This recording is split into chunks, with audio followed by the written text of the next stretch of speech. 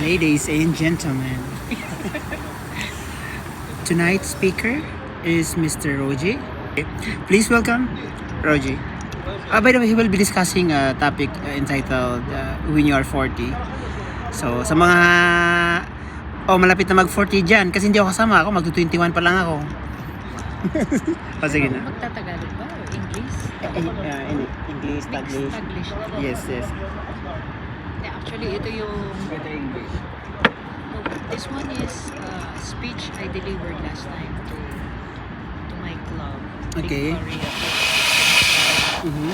And the topic is about financial tips when you reach 40. Financial tips when you reach 40.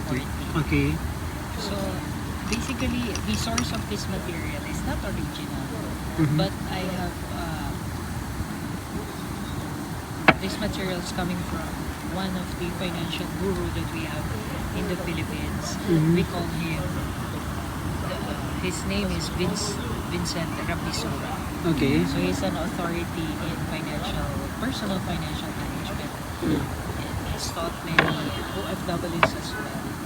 Well, basically, I just made some tweaks on the financial tips. So Vince was mentioning about 8 financial tips when you reach 40. So similar to when we have our physical examination, like health, we go to the doctor, right? And then they would give us the status of our levels in sugar, cholesterol. So it's the same token, but this one is on the financial aspects Okay. of one's life. So they say that life begins at 40, and it's how young are you? 39. 39. Okay. And how about you? You're 30-ish.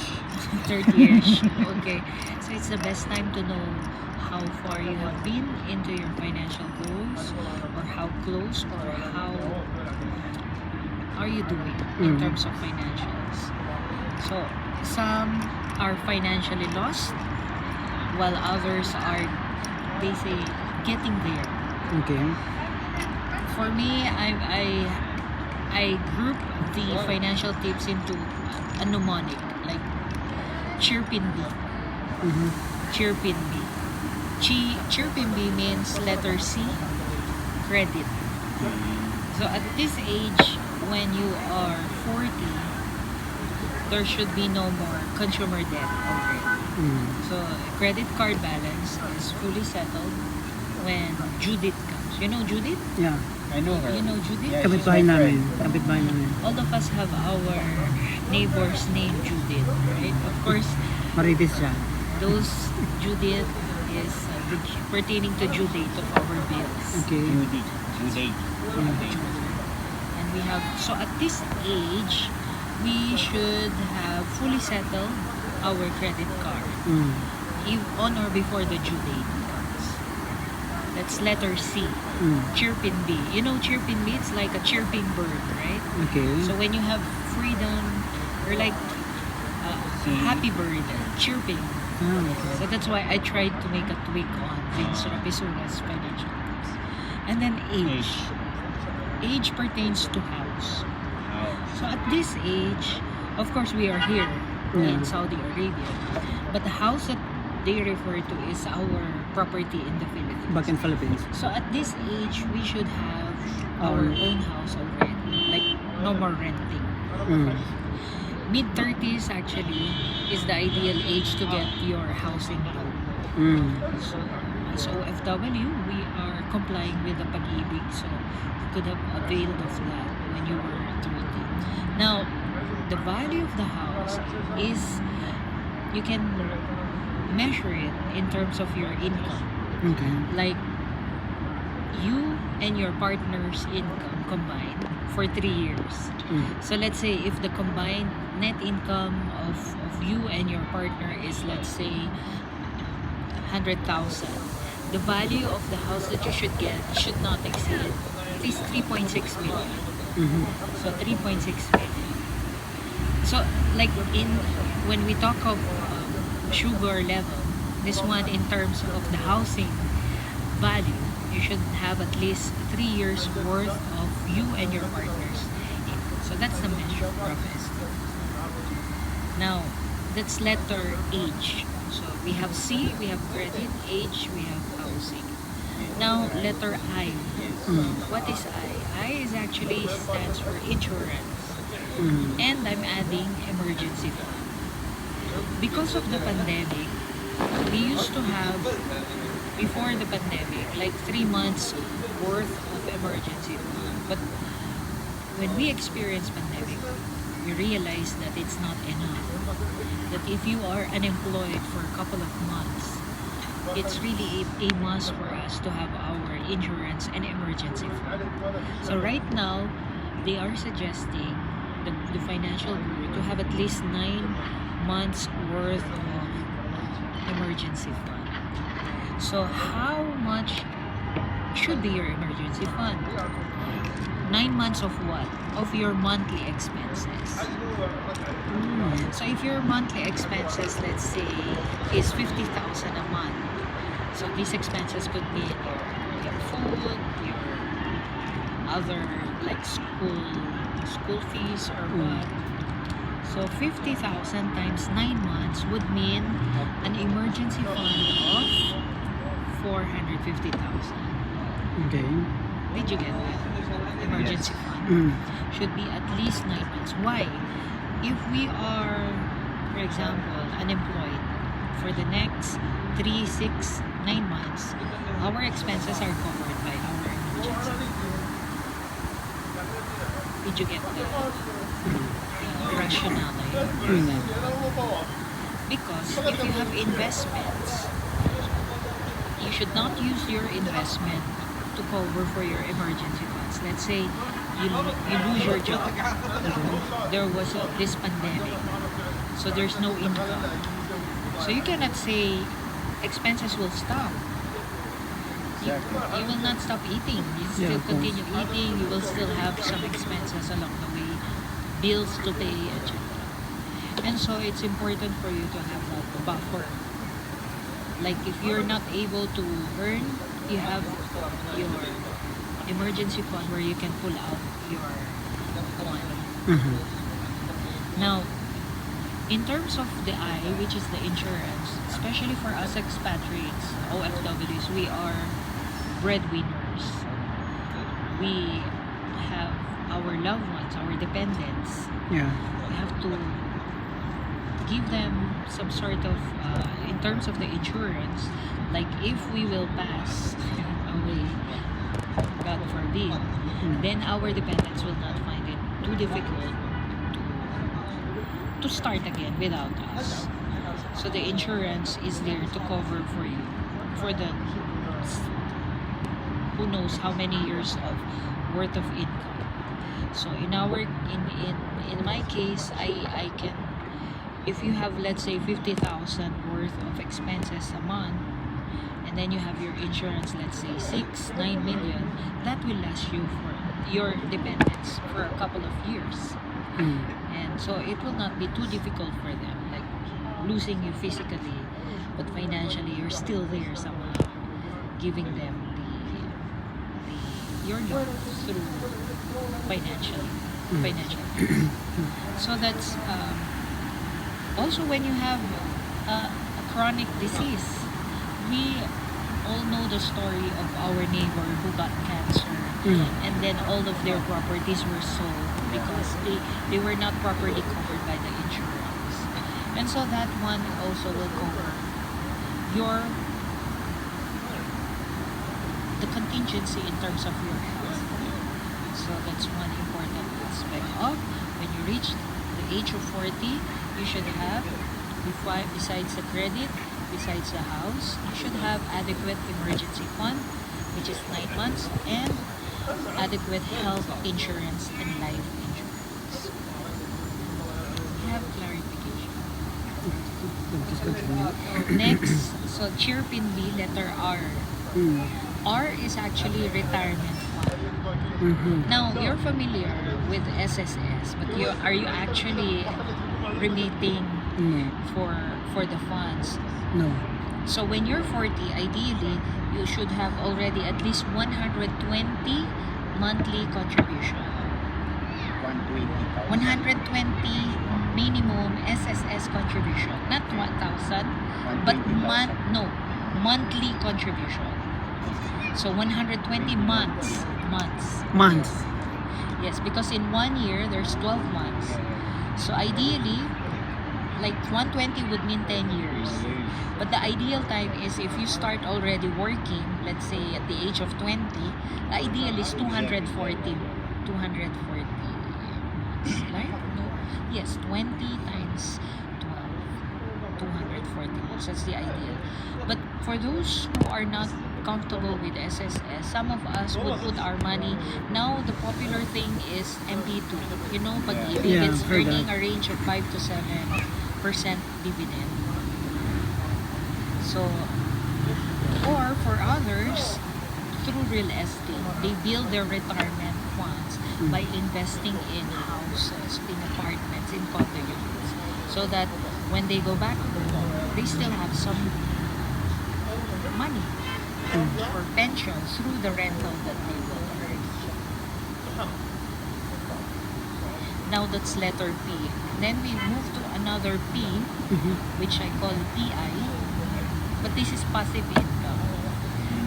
Passive income at this age of 40, you should be able to have at least 20% of your passive income already covering your expenses.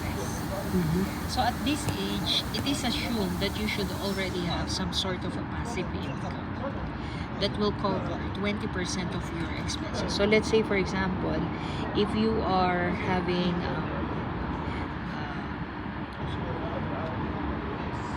50,000 as your monthly expenses, 20%, I'm sorry, not 20%, 40%. 40% at the age of 40, you should have 40 times 50, that's 20,000, covering your monthly expenses. So that's the ideal picture.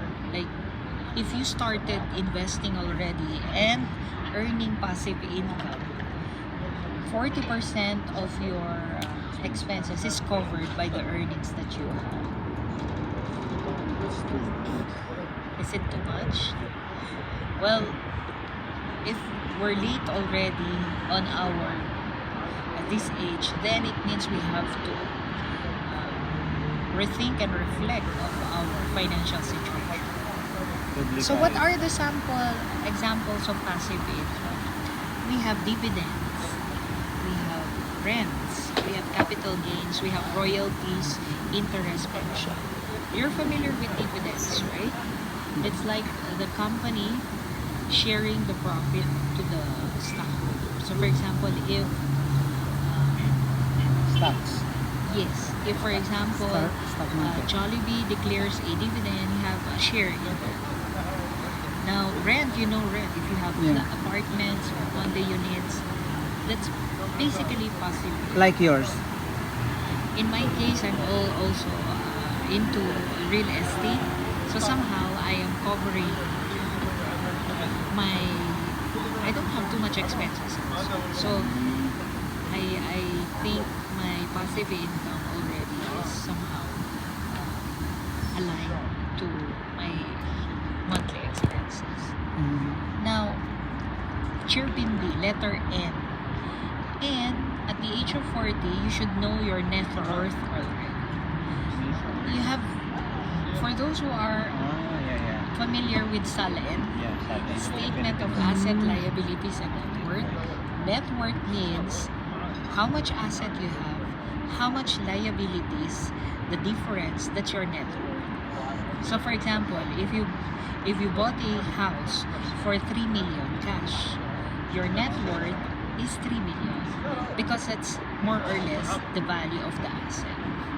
Of course, it will go high, but just for the purpose of illustrating net worth. So if you don't owe anyone on the house, net worth is 3 million. Now, if you borrowed money from the bank, meaning you have a mortgage loan, net worth would mean how much is left on the value of the asset minus the obligation you have. So just a simple example, if you have, let's say, 3 million and you borrow 2.4 million, your net worth is not 3 million, it's 600,000. That's a difference of 302. Now, at this age, how much net worth you should have? Well, financial guru said 3 years or 36 months of your income is your ideal net worth. So if your income is, let's say, 50,000, net worth is 50,000 times 36 months. So if I'm going to 3 look years. on your salad, I should be seeing this figure of 1.8 million. Mm. Did you get the picture? Mm. It should be 3 years. Yeah. Yes. And finally, Chirpin B. B is actually my favorite. It's the bucket list fund. Mm. The bucket list fund is like you motivate yourself because you work hard. You want to have a traveling fund. You can use that. You have to have, like, let's say, luxury fund. Let's say you want to buy yourself some nice goods or items. That's the bucket list. Now, how do we put a structure to our bucket list fund? So let's say, in terms of our budgeting, 5% should go to your insurance, 15% should go to your savings, 20% goes to your debt, and 60% goes to your expenses. That's the 5, 15, 20, 60 budgeting when it comes to managing our fund. So let's say if you have 50,000 a month, insurance should be roughly 2,500, which is 5% of 50. Now, if your savings is 15%, that would mean out of 50,000, you should save around 7,500. If your debt or obligations is 20%, 50,000, the maximum debt that you should have is around 10,000. Now, if you're earning 50,000, expenses should be more or less 60%, which is out of 50, you should spend only up to 30,000 for your expenses. So, what did we learn from this Chirpin B? Build first, to jumpstart, build first your emergency fund for 9 months. Which is, let's say, if your monthly expenses is 30,000, out of that 50, emergency fund would mean 9 months of 30 or 270,000. That's just an example. So, let your bucket list motivate you and invest. So, let's have a quick recap. If you're below 40, don't be lazy. Work on to achieve your 8 financial must-haves while you still have time. Now, if you are 40 and above, then you have to maximize your time. Time is of the essence to reach your financial goals. Remember, Chirpin B. Credit, house, insurance and emergency, retirement fund, positive cash flow, passive income, net worth, and bucket list. The source of my material is Vince. So, thank you so much for sharing such a very good topic.